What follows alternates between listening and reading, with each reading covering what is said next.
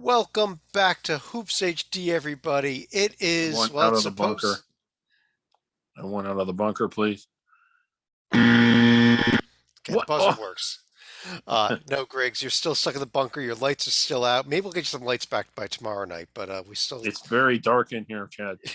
After what happened Um, tonight, he might have some company in the bunker. yeah, True. Yeah. Well, I'll tell you, Griggs. I know that you were complaining about the power and maybe not be able to watch some of the games. I do have here actually for you though. Uh, let's see. Here's a brand new TV I got for you, so you could Oh boy. perfect for the bunker. How the hell am I supposed to watch that? You could probably look at the sections. You get like one game on each section of the screen. You get like yeah. 6 games on that TV. No. Uh, Joe Lenardi's did you see him at the West Coast tournament? He's not out in a bunker. He's not locked in a bunker like I am. Well, he must know that you're taking care of all the bunkers tonight. I'm your host, Chad Sherwood. That's David Griggs, David Dorman, and John Stalika with us. This is our Championship Week video notebook, day number 9, the ninth day of the week. That's beyond any Beatles songs here. Um, Yeah. but we've got a lot to get to. We had a what do we have? 6 conference championships decided this evening. We've got a ton to preview for coming up tomorrow. We are cheating a little bit. It's only about 11:45 p.m. Eastern right now. There are 2 late games that have just tipped off in the Big West and the WAC that we will not be able to get to. We're also watching the end of one of the games in the Metro Atlantic. It'll probably be final by the time we get to that conference. But let's start with some news and notes though. I did want to give a shout out here with some very good news from Dick Vitale tonight that he tweeted out that his PET scan came back and there was no cancer found whatsoever. Dickie V is Yes. a guy that I Great grew news. up with listening to him doing college basketball games, and I know a lot of people don't like him. I've always found him very entertaining though. I have too, and I think I know a lot of diehard fans don't like him, but I think a lot of casual fans love him. He makes the game exciting. How can and he's good, and because he makes the game exciting to people that are not diehard fans, he's good for the game. And if you meet Dick Vitale, ever talk to him, I know he comes off as this clown on television, but in real life, he's actually a very, very knowledgeable person about the game of basketball. I'll tell you, I've listened to broadcasts where suddenly somebody might mention out of nowhere Quinnipiac, and he'll suddenly rattle off the top 5 players and the last 3 coaches from the team. Yeah. That you're like, this guy knows basketball. He's Oh, not he just he's definitely just not does. a Yeah. voice. Yeah.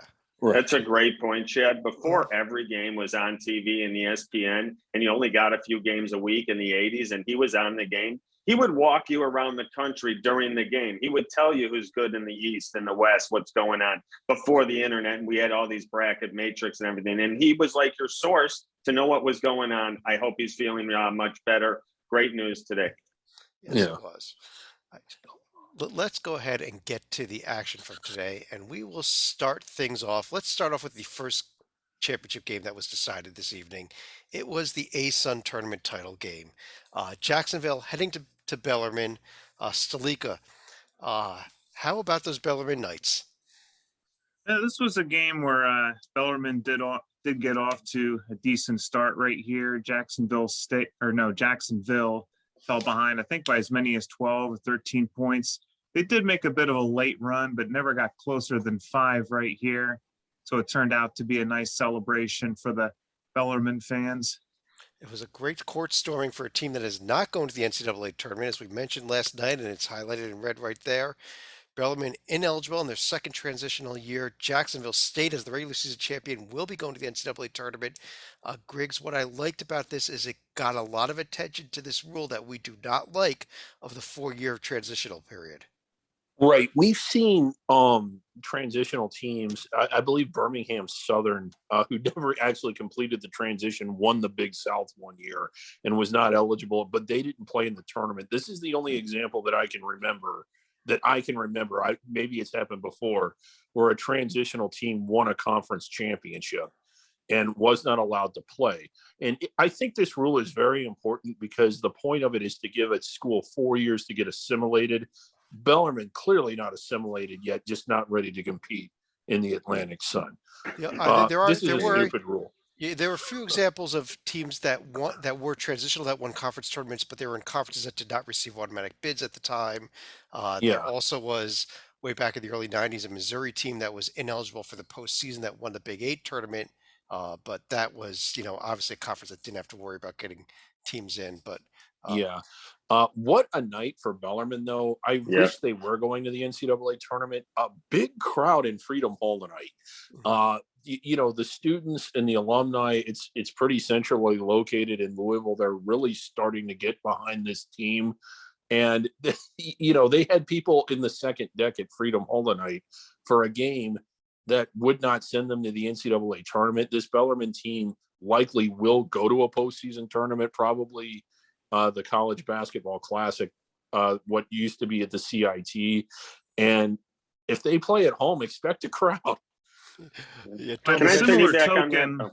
yeah, I was going to say, Dorman, by go a ahead. similar token, Jacksonville State not quite getting the same level of support on social media that Bellarmine was. Yeah. Go ahead, go ahead, Dorman. To piggyback on both your points, and the atmosphere was awesome. A huge shout out to Bellarmine coach Scott Davenport. I've seen this team play more this week than I did all year, but if you love basketball, they play basketball the right way. This is team basketball, offense and defensively. They're not sitting around dribbling around. Pass, pass, pass, backdoor pass. It's beautiful basketball. Coach Scott Davenport has done a great job in this transition. I look forward to watching them in a postseason tournament. This is a fun team to watch.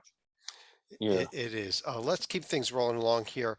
It was also championship night in the Horizon League, and well, NKU looked very good early this game. They built up a 16-point lead in the second half. Thought it was all over, and here came Wright State storming back.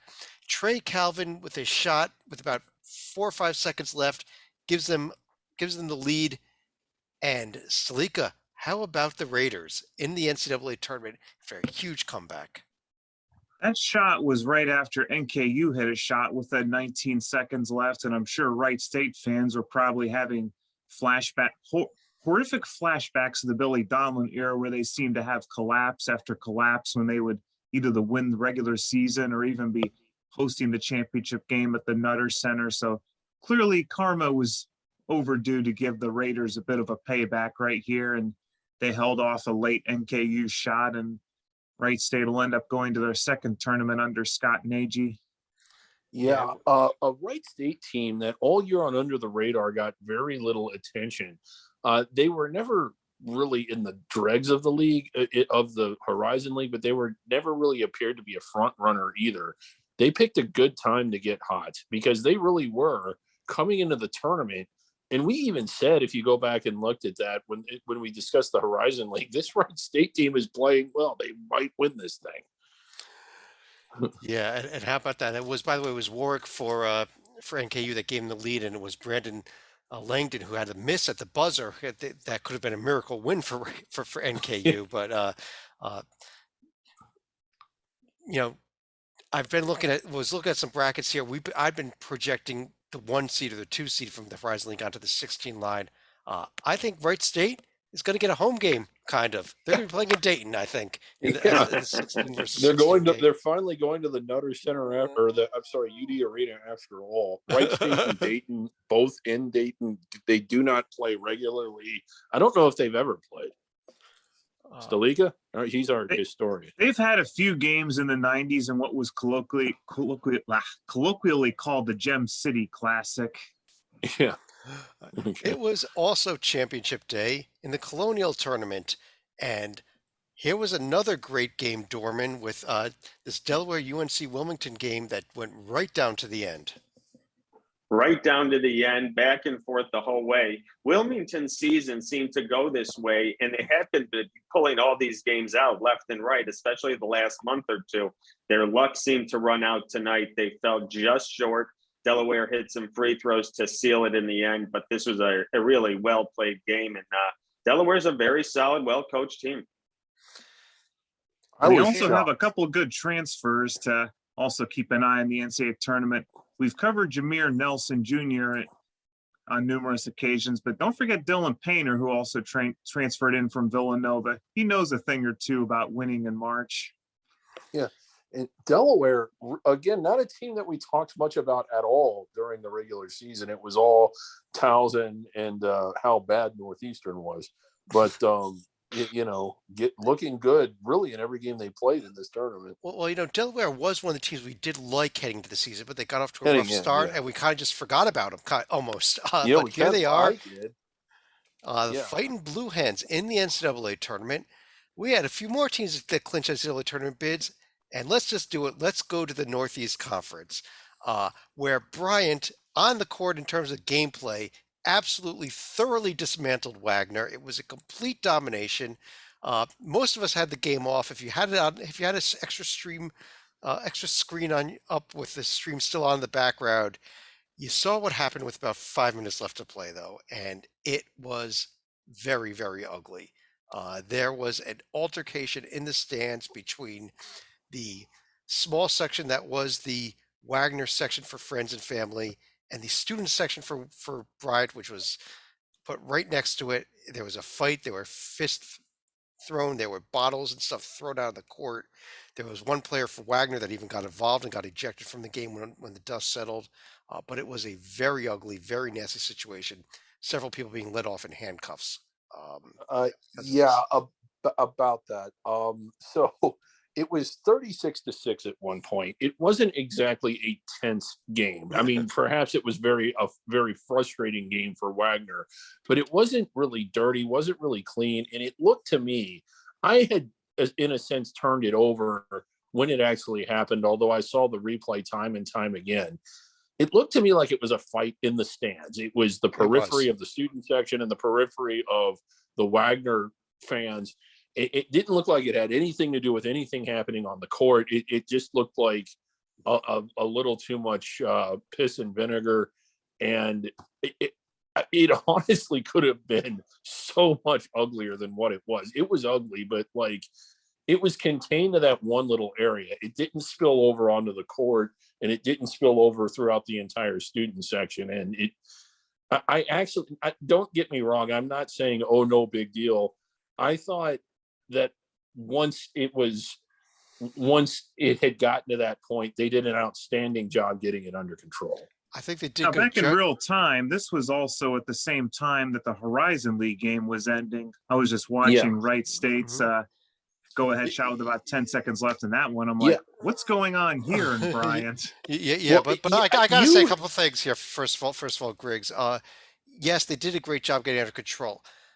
I think a little bit of fault here may go to Peter Kiss from Bryant, though. Towards the end of the game, a little before this, he started doing this flapping, this Seahawk motion after several shots. I think that kind of and you was kind of doing little things here to kind of throw some digs at Wagner, and you had the Wagner section and the Bryant section right next to each other the way they were, and I think what Peter Kiss did not help the situation. I'll put it that way. Probably not, but I don't know. Like it was a fight in the I mean, it was. It came very close to spilling onto the Wagner bench too. Yeah, it really did. And it happened right behind the Wagner bench, which it could have spilled over in the Wagner. I don't know if they ejected Wagner's entire section because they were kicking them out, or if they were doing it for their own protection, and that was just their way of getting it under control. But I don't. My understanding was Wagner had their section leave at that point. The game was over. There's no point in them still being there. Okay, so the AD or whoever had just said it's time to leave. Yep. They did finish the game, albeit they weren't really playing the last 4 minutes. It seemed like they had a handshake agreement to just run the shot clocks down on every possession. These conference tournament games, you kind of want. I love the NEC for many of the reasons this went wrong. Rabid student sections crammed into these little gyms. I don't know, maybe put the student section on the other side so they're not right next to the support, the visiting team section. Yeah, the visiting team gets a section in these conference tournaments that they don't normally get. They shouldn't really be next to the student section. I agree with you. But let's move on here. Yeah. Let's say one quick point about go that. Ahead, Dorman. Yep. looking ahead for the Bryant Bulldogs in the tournament, you have to be able to score. They're going to be probably on that, 15, 16 line. You got to be able 16. to score. 16, thank you. Yeah. They got two scorers. Charles Pride and Peter Kiss can score the ball. Peter Kiss scores 24, 25 points a game. Pride's up there too, or at 18 or 19. These two can really score, really can light it up. If the one seed there is cold, this team can hang around. Yeah, they also played Houston earlier in the season and lost by 70 points. So let's not get too excited about it. But let me go on here. We do need to move on. We got a lot to get to. The Summit League Championship game, Dorman. This was an incredible game. This was finally the game we were looking forward to in the Summit League tournament. South Dakota State, North Dakota State went right down to the wire with the Jackrabbits winning it. Right down to the wire. This was a game I was looking for to see how South Dakota State would handle it. They haven't played a lot of games in conferences here that have been even tight. A lot of them have been blowout after blowout. They handled the pressure well. They were calm. They took their time. Their offensive sets down the stretch were excellent. Their defense, they did have some few lapses. North Dakota State was punch for punch the whole way. The score of a 6-point difference is not indicative of how this game went. This game was right down to the last second. It was. And Griggs, this South Dakota State team now heading into the tournament, a few numbers on them. They are the number one 3-point shooting team percentage-wise in the nation. They're the number one field goal shooting percentage team in the nation. They're the number 2 points per game team in the entire nation. This is a team that scores a ton of points, is deadly, and in a single game setting, when you can hit the three-pointer, this is a live team to pull upsets in the tournament. Oh, it is a live wire team. I think they're heading for the 12 line. I would argue that they belong above that, but I think that's about where they're going to land.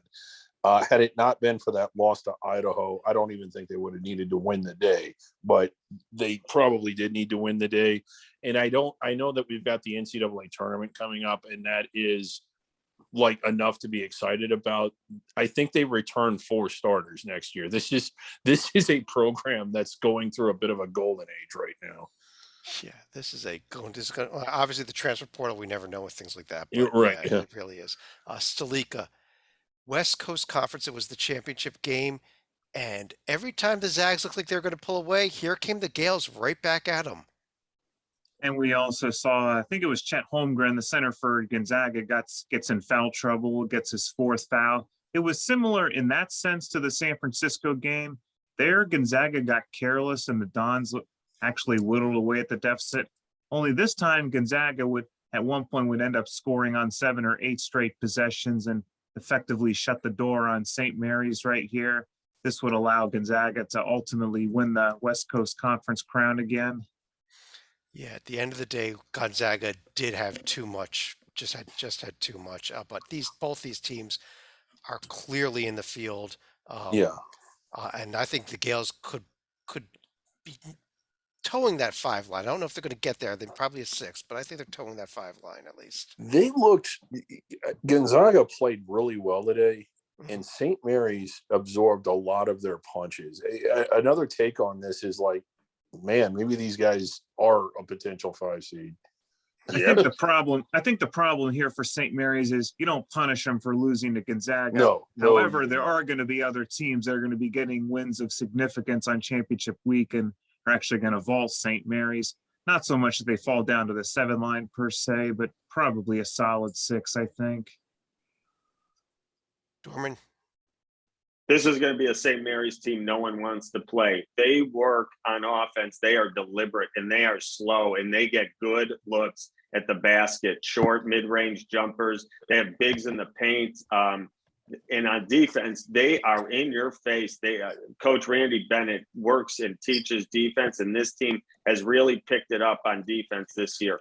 This is a St. Mary's team no one's going to be looking to play, especially on that second day of the weekend with only about 24 hours to prepare. St. Mary's is very dangerous, and I'd be looking for about 2 wins for St. Mary's with the right draw. This could be a good sleeper Final Four team. Yep. If the bracket falls apart around them. But let's keep rolling along here. It was first round day in the ACC where we saw Boston College crush Pitt. We saw Clemson. It was not as close as that final score. They actually it was close for about a half, and then they pulled away. But it really was more of a blowout than that. I Louisville, mean, Georgia Tech. today Louisville was up huge. Georgia Tech tried to get back in the game late, but it was just a bad day today. Honestly, Grayson. today showcased everything that's great about the ACC tournament. I mean, just this classic event. Now, the weird Oh, thing is Clemson actually came into the tournament on a 4-game winning streak, which is now going to be 5 games. 5 in a row. Virginia Yes. Tech better not be sleeping on the Tigers here, because if they lose this one, whatever consideration they had, poof, out the window. I'm not considering them. Their consideration really isn't there. They need to probably make a run to the finals to get any consideration. But Yeah. Dorman, we've got tomorrow Florida State, Syracuse, Wake Forest, Boston College, Va Tech, Clemson, Virginia, Louisville. Is the only thing we're looking at is to make sure that Wake Forest doesn't get upset. That'll be one. But like Stalika just mentioned, Virginia and Virginia Tech nationally, people think they're still on this bubble. They need to win if those people think their hopes are still alive. But like Stalika said, a loss here and everything is done. They stick around and they get a Notre Dame and a North Carolina in the next round on Thursday. You might be able to put a few good wins together and get on the bubble. So, yes, there's a little more than just this Wake Forest can't lose game. Virginia Tech and Virginia have a lot going. Florida State, Syracuse. I think it might be a good game, but it's pretty meaningless. It's only going to decide who Duke gets beat up on in the quarterfinals. Yeah. It was first round day at the curtain, Griggs. Oh, Conference USA, Love and the not only that, curtain. it was two pretty darn good games. Yeah, and I mean, I don't know what that means. You don't know what to do with that information other than they advance to the semifinals. But Southern Miss getting just their 7th win of the year, I think, just 10 wins away from winning it all. Southern Miss broke a 14-game losing streak with this win today over UTSA. So congrats. Yeah, There we go. go ahead. Okay, whatever. Anyway, tomorrow we're back at the curtain. Is UTEP a bit of a sleeper? Because I'm not saying they can win the whole thing, but if they win tomorrow, they might squeeze Middle Tennessee pretty hard. UTEP, Old Dominion, Florida Atlantic, Southern Miss, Charlotte, Rice, Louisiana Tech, Marshall. I'm not on the UTEP bandwagon, Dorman. I think Louisiana Tech is the team that's more of a sleeper for tomorrow's games, are they not? I was high on UTEP coming into the season. I'm jumped off the bandwagon. They've been absolutely brutal. But yeah, they could beat Old Dominion and give Middle Tennessee. I don't disagree with David there. But yes, La Tech came into the season with big high hopes. I think they should handle Marshall tomorrow with no problem, and then have a big game with Western Kentucky. That would be fun. That's a great quarterfinals potentially. Like if the chalk holds. It was first round day in the Metro Atlantic as well today. We saw Ryder thump Manhattan and ruin that Iona Ryder game. We saw Fairfield thump Canisius, and we could even add in a final score here. Let's do this real quick. It was a 77-52 win by Quinnipiac over Marist. Spoilers. Does Marist get a participation trophy, or are we just going to say they didn't bother showing up so they don't get one? Wow. What Marist, an unimpressive showing by the Red Foxes today. kind of bad because Marist was a team I liked early in the season. They really fell apart late. We were set up. It was like we could have had Manhattan, Iona, and Siena Marist. I mean, like it was there. We could have had a great quarterfinal. Iona's thrilled. Yeah, we don't. We do have 2 games tomorrow. Only 2. Only the Iona Ryder and St. Peter's Fairfield game. Slika, do you see an upset in either one of these? Not tomorrow. You're going to have to wait till Thursday, and even then, I'm not sure I would call Niagara over Monmouth that much of an upset. You're not riding the Quinnipiac bandwagon over Siena on Thursday night? I am not, even though this is not in Albany. So that was a day in the Metro Atlantic. Not much exciting at all here, quite honestly. It is first round day also in the WAC, where we saw nothing because we don't even have a final score there on the screen. Okay, we are missing both Cal final Baptist scores. won. Cal Cal Baptist did Baptist advanced. Cal Baptist did knock off UTRGV.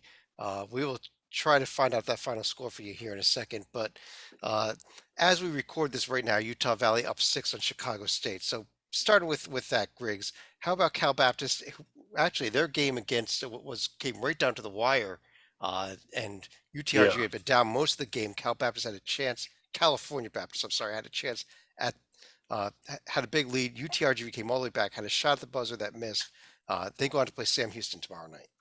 Yeah, Sam Houston, like kind of a disappointing year for Sam Houston and Abilene Christian on the other side for that matter. But I think Sam Houston rolls tomorrow, and then we get Grand Canyon in what would be a great quarterfinal game. Oh, there it is, 81-80. Okay, California Yeah. Baptist won. We got it I'm fixed here. I'm sorry, but this just seems like the bastard child of the Southland in the whack right here. Wake me up on Thursday. Yeah, Yeah. we got rid of this nasty giant bracket from the West Coast, and I've got to go through it all week on the whack here. As we mentioned, we're recording this early. Utah Valley's up early in the game against Chicago State, but so the winner of this game will play Abilene Christian late tomorrow night. We can discuss that game tomorrow night. Big West, we're probably missing a score here. No, we at least got the score here in this one. We saw in the first game, Cal State Bakersfield, Cal State Northridge. Slico is probably a little bit closer than that final score, but Bakersfield does get the win and advances to play Long Beach on Thursday. This conference is off tomorrow night. I think Northridge got a little disoriented because they were probably half expecting Bakersfield to bring their blue floor with them from home. Alas, not much of an audience for this one right here either. As we record this right now, we've got it's a early lead by UC Davis over Cal Poly. Again, we'll discuss that game tomorrow night. They'll be going up. The winner of that game will be going to play Cal State Fullerton. I know that I'm at least going to be staying up until about 2 o'clock in the morning just to make certain I get to see the end of this game. I don't know about you guys, but that was it. That was it for today's action, but we have a lot of action coming tomorrow, beginning with one more championship game. This will be the last championship game before Saturday. It is the Patriot League title game, Navy at Colgate. Love this game. Go ahead, Griggs. You want some thoughts on it? Well, I mean, it's kind of the matchup we were hoping for when the tournament started, I think. I'm going to go with the midshipmen on the road. I think they can get it done. But wow, this one's going to be fun. You agree, Dorman? No, as much as I would like to see it, and I've picked about every underdog in every tournament. This one, I'm going to go with the chalk here. I think Colgate just has too much firepower. They shoot the three beautifully at about a 40% clip, one of the top teams in the nation. I think coming down the stretch will be a little too much. If Navy is going to hang in and pull it up, they have to hit their free throws. They've struggled at the line this year. Yeah, this setup similar to the Northeast Conference. The Navy section will be crammed into probably right next to the Colgate student section. Yeah, Navy fans, do not do that. That is the Navy. I don't expect they would, but Yeah. Slika, it is semifinal day tomorrow night in the America East. Binghamton is at Vermont and Hartford is at UMBC. So the two questions: number one, can Hartford pull the upset? And number two, how bad is Vermont going to crush Binghamton? I actually think Hartford can pull the upset right here. UMBC, while they did end up winning, they weren't exactly invincible against UMass Lowell right here. Vermont's probably going to be looking at about a 20 or 30 point game against the Bearcats. Binghamton wins, Hartford wins. The championship game is coming to the neighborhood. That would be amazing. It's Dorman. I don't think Binghamton has a shot in hell in this game, though. Would the Hartford athletic director and staff be in attendance at the neighborhood if that were to be the situation? From what I understand, yeah, the issue isn't with them. It's with the president and the board, who probably would not be in attendance. Okay. I think Vermont rolls. They can name the score. They've looked the other day. They just got up big like they have all year, and they rolled. They're not messing around. They know what's on the line. So I expect Binghamton to go down big. I'm with I'm with Stalika. Hartford's game in this is very live in this game tomorrow. I don't see a lot of talent differential between these two teams, Hartford and UMBC. So I'm with Stalika. Hartford can pull this off. And remember, Hartford is the only American East team to beat Vermont this season. Yep. So they've done something no one else in this conference has been able to do. We've got a lot of conferences starting play tomorrow. We've got 11 of them, in fact. So let's run through them as quickly as we can here. It is first round day in the Atlantic 10. We've got first round games between LaSalle St. Joe's, Rhode Big Island five. Duquesne. Yes, it is a Big Five matchup. Other than being a Big Five matchup, Griggs, anything else to look forward to in these two games? No, Okay, not good. really. Let's The go. winner advances to the quarterfinals. When you're advancing to the No, quarterfinals, they when you have to don't. win it. When you They have to, did. excuse me, the winner not. advances to the opening round. Yes, thank you. The round before the quarterfinals. Yeah. Let's go through here. Dorman, who do you think wins this event? I like St. Louis. I know it's a little out there, but I think I like St. Louis. They've had a good, solid season. They've played a really rough schedule. They played some really good teams, Boise State, tough. They have the personnel to get it done. It's a rough road. St. Bonaventure's senior laden seem to be, if they're ever going to make a run, Bonaventure, it's going to be now. But I'm going to pick an underdog. I'm going with St. Louis. I think the winner of that Bonnie-St. Louis game is very dangerous against Davidson. I actually like the Bonnies to win this. I think they beat Dayton in the championship game. Sleek, are you with me on the Bonnies? You with him on the St. Louis? You going somewhere else? I don't think the Flyers are going to get past VCU a second time here, and I'll take the Rams to actually knock off Davidson in the title game here. Now remember, VCU's got to get past Richmond in the quarterfinals, most likely, which is a city rivalry there. So it could be a fun one. Griggs, who are you? I'm going with Dayton to win this. Let's go to another conference that kicks off. Sleek Guy, gotta start with you. It's your event. It is day one in the Big East. Xavier, an absolute must-win against Butler. We've also got St. John's DePaul and Seton Hall, Georgetown. There is definitely going to be feeling of now or never against two coaches that are actually going to be on the hot seat right here. Xavier is going to have a little bit of momentum after the Georgetown game, albeit not very much. Butler probably can't get their season to end soon enough. Georgetown, I expect them to get throttled by Seton Hall, even though they played well in their last couple of games. St. John's, this is technically, I guess, basically a home game for them, so they should be able to beat DePaul. But Griggs, who wins this event? Villanova. Dorman? Villanova. I love the senior guards, Ian Gillespie. Stalika? I know it's a lot to ask for UConn to stay out of foul trouble, but I think they're going to win it. They do call this thing Stores South for a reason during this time of year. I'm with you. I got UConn as my pick in this one also. All right. Let's go a little under the radar. Here it is, day one in the Big Sky Conference with an 11:30 a.m. Eastern. Yes, that is a 9:30 a.m. Mountain Time tip in Boise, as they're going to be playing a six-tuple header with the men followed by the women tomorrow. So very early tip. We've got floor sweepers. Sac State, Idaho, Portland State, Idaho State, Eastern Washington, Northern Arizona. For me personally, the only thing I'm looking forward to tomorrow is can Eastern Washington win and set up the big rivalry game in the quarterfinals, the Nokoiwu Cup. The Nokoiwu. How about Idaho finishing 9th this year? A drastic improvement for them. Let's go to the more serious question, though, of who's actually going to win the event. Dorman? I'm going to go with Southern Utah U. Southern Utah. How about you, Stalika? You with me on Southern Utah? I mean, if we're looking at the top seed right here, Montana, I hope they don't have a letdown after beating the Sacramento winner right here. I'm going to say Weber. I'm going to say Weber. I'm going to say Weber. We're done. Show over, everybody. Log off.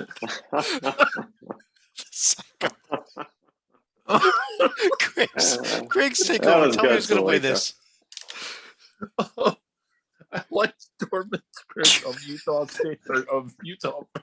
I'm going with Montana State. I think they get the Sacramento winner. I gotta say, Didn't It Weber also State make our under the radar top 10 list early in the season? they Actually, were they were and they were up there yeah. for a little bit. And that's actually fascinating. Weber State and Montana are the traditional powers in this conference. The fact that they meet the quarterfinals is actually, and one of them is going to get knocked out before then. Is kind of interesting. But I'm going to Montana State too. Why not? Let's go with the regular season Yeah. champ in this one. I'll go with Weber State right here. Okay. Oh, Let's jump back on the radar. It is day one in the Big Ten tournament, and those red hot Nebraska Cornhuskers taking on Northwestern. Three straight road wins, including at Ohio State and at Wisconsin to end the season. Penn State and Minnesota in the other game. Uh, I don't know if there's anything any of us is looking forward to in these two games. If you do have a comment about them, feel free to make that. But I'm also going to ask each of you who your pick is to win the event. Sleek, I'll start with you on this time. I'm going to say in a bit of a mild upset, Penn State's going to go ahead and make it to the quarterfinal round, but lose to the eventual champion Purdue Boilermakers right here. We've seen that happen in this conference a few times. Somebody make it out of that first round game and win an extra game. Griggs, what do you think? if this were an NCAA regional and Michigan State were a 7 seed, I think you'd be a fool not to take them just because that's what they do when they get seeded 7th. But it's the conference tournament, so I'm going to go with Wisconsin. That's my pick too. Is Wisconsin? How about unless Rutgers wins it, of course. Torben. Yeah. I'm going to take a little bit of a flyer. I think Michigan makes a run here to the finals. I see a Purdue Michigan finals, and I'm going to go out on a limb. I'll take Michigan over Purdue in the finals. Wow, 4 games in 4 Wow. days. Not easy, but Nope. They've done it before. I think Michigan's biggest problem is Juwan Howard's going to be back on the bench now. Great he point. He is back. We can talk a little bit more about that game tomorrow night when we preview the Was he Thursday at the Northeast Conference game tonight? Oh, jeez. Let's He see, Griggs. started it. Yeah. What happened? Big 12, K-State, West Virginia, 2 teams that are going absolutely nowhere other than a loss to Kansas on Thursday. But the game is 7:00 p.m. ESPNU tomorrow night. Is anybody going to bother watching this one? Sure, why not? No. In all seriousness, though, I think I kind of like K-State in this game. Although West Virginia came up with a big win at the end of the regular season, so maybe they've got a little bit going for them. Anyways, though, Dorman, let me start with you. Who wins the Big 12 tournament? I'm going with the Longhorns. Ooh, wow. Going with Texas, huh? They got TCU, then Yeah. Kansas, then Baylor. It's not an easy road. It's They'll not get an easy road revenge for from last anybody. weekend. Yep. No, exactly. This conference is loaded with great teams. But yes, Texas gets revenge over Kansas in the semis. I'm going to go Texas Tech. I think that this is a very, very live Texas Tech team. I think they probably have the easiest first round matchup with Iowa State, which is an NCAA tournament team. But I think that may help them going forward. Griggs, what do you think? I like Texas Tech a lot on their court. I don't like them quite as much away from home, although they have some massive wins away from home. I kind of like Baylor. Baylor. All right. Salika? I think it's a big ask for Texas Tech to beat Baylor a 3rd time right here.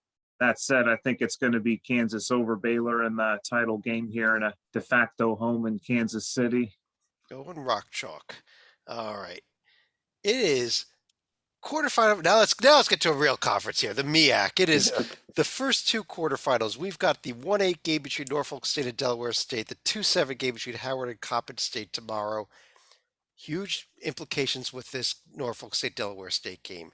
This, if Delaware State loses this, they are going to be the favorite for our Centenary Award for the worst team in D1. Now, Lamar did go winless against D1 opponents also. They're done. This could be a game. This could be an award clincher with an asterisk. I'll get to. I may get to it at the end of the show tonight. But Delaware State, big game for them, Griggs. Yeah, this conference has a history. It's corrected itself in recent years of having its first place team do awful in the tournament and even losing in the quarterfinals. Mm-hmm. If that happens tomorrow, I will be convinced that there is some sort of jinx over the MEAC tournament. But I like Norfolk State. I've liked them all year long. I see no reason to change now. Yeah, I'm going to go with them to win this also. Dorman? I'm with Griggs. The only team I could even see coming close to him is Howard, but I'm with you guys in Norfolk State. I do think Morgan State could give them a battle in the semifinal. That's a team that was supposed to be good heading into the season. They disappointed a little bit. Slika, who are you going with in the MEAC? I say NC Central is going to be kind of a tough out. They'll get to the title game, but Norfolk State, they're very good at the beginning of the year, probably going to be very good at the end of the year, but probably end up losing their opener in the NCAA tournament. Keep going here. Mountain West first round day. Nevada, New Mexico, Utah State Air Force, Fresno State versus the University of Tim Miles. Do you see an upset here, Dorman, first of all, in tomorrow's games? Nevada's actually playing better ball, so no, I don't. I see Nevada, Utah State, and Fresno State all moving on, and those three teams actually aren't that bad.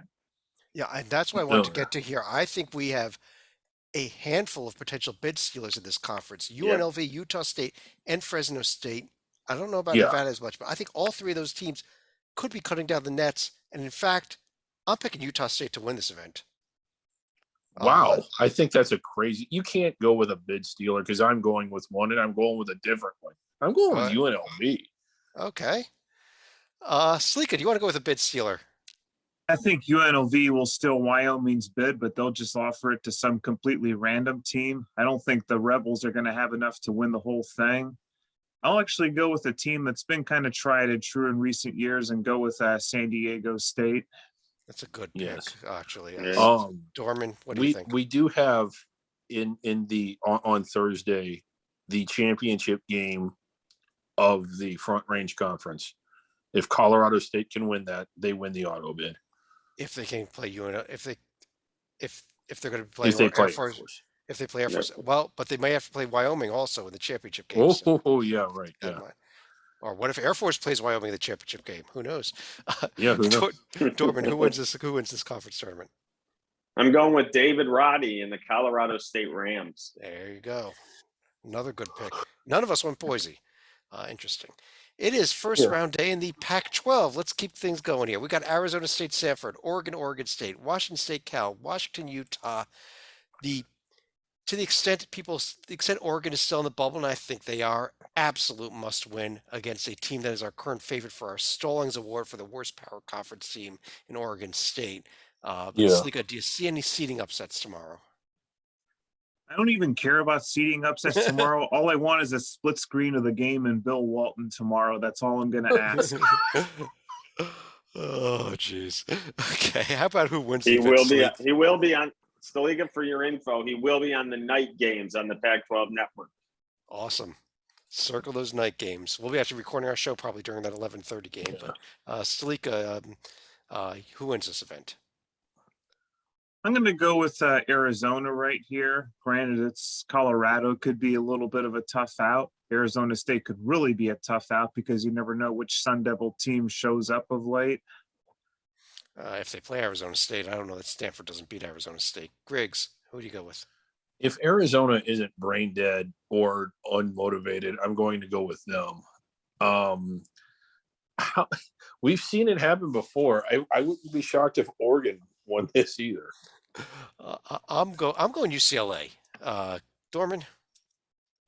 I'm going to take my guys, Arizona, but Stalika bigs up a great point. Arizona should be fully focused against Colorado, having Arizona go there about 12 days ago and absolutely got rolled out of the building. Colorado was all over them in the second half. So Arizona's attention will be high on that Colorado game. So I think Arizona's focus should be good. Arizona, UCLA in the finals. And I think it's also worth noting, if you were looking for Oregon to pull an upset, their top scorer is going to be out for the tournament now because of illness. Ooh, really? Yep. SEC first round day, Missouri versus Ole Miss, Vanderbilt versus Georgia. The big question here, Griggs, is this going to be Tom Crean's last game coaching the Georgia Bulldogs? Most likely. Will he even make it to the team bus? He might get fired at halftime. The other question, as we look at to this very good SEC tournament, is who is going to win this? And I think this is a real tough tournament to pick a winner on, actually. But Griggs, let me stick with you. Who's going to win it? I'm going with Kentucky because out of all the teams in this, I think they're the best away from home. And Okay. yeah, Dorman. I know everyone's looking at those top 4 seeds that get a bye to Friday, and I like all of them too. Watch out for LSU in that 5 slot. They're going to get revenge if they can win on Thursday. They're going to get revenge for that Arkansas game last weekend. They'll be ready for that one. I'm going to take a long shot. LSU. LSU. Stalika. I think Saturday is going to be very fascinating with a sea of orange and an even bigger sea of blue in the second semifinal. Whoever wins this is ultimately going to be the champion, I feel, and I'll take Kentucky over Arkansas in the final. I'm going with the Vols. I'm taking Tennessee to win this. wow, that's an I- interesting pick. I think this is where they kind of really prove that they are going to be a dangerous team in the NCAA tournament. Also, I mean they're going to be a protected seed, but Yeah, I just think it's a team that not many people are talking up as much as they deserve this season. A couple more conferences left. It is going to be first round day in the not quite as long of a ladder format because there's only 8 teams left in the Southland tournament. Uh, Unfortunately, we do not have the Houston Baptist McNeese State rematch of the quadrupler that ended the regular season. They're on opposite sides of the bracket. We do have Houston Baptist Incarnate Word, Northwestern State, McNeese State.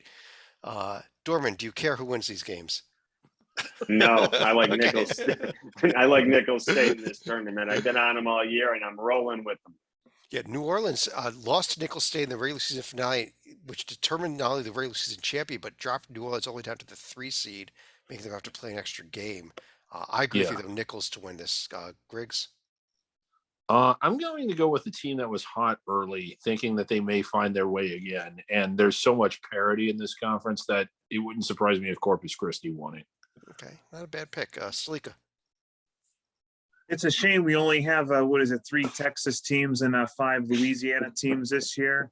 That said, I would look for an all Louisiana final with Nichols probably taking out New Orleans in the title game. Oh, I'd going over New forgotten that Orleans. all about that. Was another brilliant. Was it last year where the bracket just happened to be like Texas on the top and Louisiana on the bottom? Yeah, we actually named them, It I was think, the Texas and brilliant. Louisiana bracket. Just by Yeah. coincidence, did not quite work out that way this year. Yeah. Close, but not quite. I guess we have an Yeah. balance of we have more New Orleans teams, New Louisiana teams, and New Orleans teams than Texas teams now, so it's not possible. Yeah. Uh, One last conference. It is the first 2 quarterfinals in the SWAC tomorrow. We've got Alcorn State against Prairie View, and we've got Southern against Jackson State. The only 2 SWAC games tomorrow. The other 2 quarterfinals coming up on Thursday. Jackson State might give Southern a battle, in my opinion. Actually, Prairie View has been Really. a power in this conference for last few years. They might even give Alcorn State a battle. I think this is a wide open conference tournament. Honestly, I think you It could. really is. I think any of these 8 teams might be able to win it. Um, Yeah. which is why I'm going with Texas Southern because they always find a way. Yeah. That's who I was going with too. Dorman, how about you? I'm going with the Jaguars of Southern Ooh. U. Southern U. Okay, Sleeka. As much as I would like to take a first timer like Grambling or even Florida A&M, very hard to pass on Texas Southern in an event like this. Texas Southern seems to be the favorite pick here, at least among us. But let's go over here to our survival board now. That was it for the previews for tomorrow. This is our NCAA tournament survival board. This is a tool we do. Greg, can you explain why we do this survival board? Well, we do this for the selection committee. We do this so because we want to make sure the selection committee is doing the right thing and picking the right teams. So we tell them who to pick. This is a great resource. They come to this board. They have the internet in the room, so they can log on and come to this board, and they can see who is a lock, an automatic bid. As you see Longwood there in all caps, who's a lock even if they don't win the conference tournament. Those are the teams in blue. Who's under consideration and who they shouldn't take at all. So when it's like, well, should we select Illinois? They would come to this board and they would see Illinois on the big board in blue. And they would be like, oh, okay, yeah, we have to take them. Well, what if they came to this board and said, well, should we select Drexel? No, yeah, I mean, they would come. Not a bad question. Should we select Drexel? I mean, it's on people's minds. You don't know whether you should or shouldn't. And you come to this board and you're like, oh, no, we shouldn't. Yeah, the fact they're crossed off. Now, if you were going Yeah. for now this was as of going into the day today, so you see that Delaware was not quite locked in. They will be locked in when we do the update. But let's see where we were heading into the day today. We were at 200. We've been hacked again.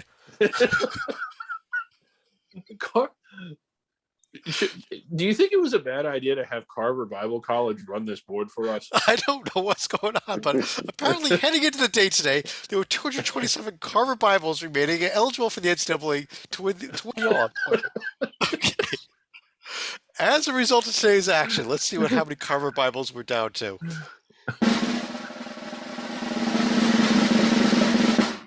212 teams remain eligible to make the field, win the NCAA tournament. That will actually drop to 210 by the end of the night when these last two games of the Big West, the WAC, go final. So tomorrow morning, we have 210 teams remaining. We'll see where we should be dropping. We will be dropping under 200 definitely tomorrow sometime. Yeah. Oh, for sure. So is this what the puppet does when he's on the road at all the hotels, swapping all the Gideon Bibles with Carver Bibles? Carver Bibles. Oh, geez. Let's go to our rivalry creator. Although Sleeka's already created a few for us, so we may be past this already for the night. But should we go with a few more? Okay, yeah. This is Griggs. Explain to people what this is here again. Well, it creates trophy games. It's like it tells you if two teams that don't usually play were to start to play on a regular basis and form a rivalry, what the name of the rivalry would be and what the name of the trophy would be. That's what we got going on here. So, Northern Colorado, Eastern Washington, that is a conference game they regularly play. And of course, it's known all over the world as the Ncaa Woo Cup. And little known fact about them: 8 miles apart, never been in the NCAA tournament. Right. Yes.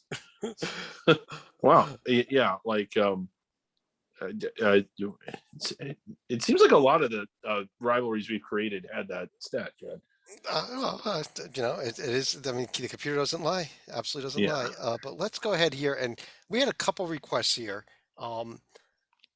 Little Rock just finished up their final season in the Sun Belt. Arkansas Little Rock. They're moving over to the Ohio Valley, but the Ohio Valley is a little bit closer to the Mid-American Conference, and the question was, what would happen if Little Rock played Ball State? Yeah.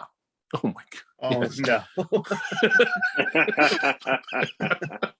I didn't write this. I don't even know what the computer's going to do. The computer's going to figure this out for us. Yeah. So Little Rock versus Ball State. I mean, what could go wrong here? Oh no. I don't even reveal your sources. Yeah. I don't even want to go with the other one that was requested. Maybe we should just nix it. So somebody asked me what would happen if Dartmouth played Ball State. Oh, yeah. I guess we'll put it in there. The Dartmouth Big Green going up. Oh no! I'm not reading it. I'm not reading it. If you're listening, just only. You just have to watch the. You guys have to watch if you want to find out what that was. Yeah. That was bad. Let's go to final thoughts. I'm sorry. Dartmouth and Ball State should not be playing each other ever. Stalika, final thoughts. Well, as of the time we're recording, it's going to be 212 teams. By the time this thing's published later on, it'll be down to 210. But once we get through Wednesday night and Thursday night, we're going to be pretty close to 100 on the survival board here. So just like that, we'll be going from over half the teams in Division I to just about a third of them. Yeah, we are going to get there. They're going to start flying off the board these next few days. Dorman. Jumping on Stalika's point, that means there's tons and tons of games. The next 4 days, Wednesday through Saturday, are my favorite 4 days of the year. There's just action all day long. There's so much on the line. We have the mid-major conferences are still going, a lot of semis and championships. The big power boys are starting, and early on they got bubblers left and right. The next 4 days is just going to be fantastic. Enjoy, everybody. Absolutely agree completely. Griggs, you want to finish off the show? The transitional period, getting back to Bellarmine, I've never been a fan of it being 4 years. 2 years, I guess I could kind of see, but why should it be any time at all? And if Bellarmine should be playing in the NCAA tournament, they should be. I I just don't understand why we need this rule. I agree. 4 years is ridiculously long. If the rule was Yeah, there to protect teams as they move up or the like, uh, I don't get that it anymore. I think it applied way back when you had a couple teams failing, but they actually changed the rules. They made it harder. They made greater financial commitments yeah, necessary. They made conference commitment necessary to move up. So why do we have to keep waiting? Why do we still have to do this antiquated right. 1980s 4 year wait period? Yeah. And I think the only reason it's really there is to try and keep teams out of D1. They don't want it growing. They don't want it to suddenly be at 400 or 500. And I can kind of understand that. But the idea that like Bellarmine is not assimilated is ridiculous. They just won a conference tournament. They've been very successful. They should play in the NCAA tournament. I agree completely. Uh, on that note, I do want to thank everyone for joining us. On behalf of David Dorman, David Griggs, and John Stalika, I'm Chad Sherwood. We'll be back again tomorrow night with another video notebook. What's tomorrow? Tomorrow's Wednesday. Yep, we'll be back with another video notebook tomorrow night. We'll be able to start updating you on our mock committee come Thursday night. That's a couple nights from now. But on that note, have a great evening or a great day, everybody. We'll talk to you again real soon.